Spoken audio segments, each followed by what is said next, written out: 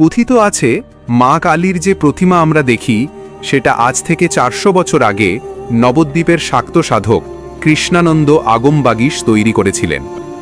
শোনা যায় মা কালী কৃষ্ণানন্দকে স্বপ্নে দেখা দিয়ে বলেন যে ঘুম থেকে উঠে সে সবার প্রথম যে নারীকে দেখতে পাবে তার আদলেই যেন সে মায়ের মূর্তি তৈরি করে। সেই মতো পরের দিন সকালে গঙ্গা স্নানে বেরিয়ে কৃষ্ণানন্দ এক গৃহবধূকে দেখতে পান। মেয়েটির ডান পা উঁচুতে ও বাঁ পাটি মাটিতে। সে বাম হাতে গোবরের তাল ধরে ডান হাতে করে উঁচু দেওয়ালে ঘুঁটে দিচ্ছে। সেই বধূ ছিল কৃষ্ণাঙ্গী, বয়স আনুমানিক 16। তার চুল খোলা ছিল, পরনে একটা ছোট কাপড়।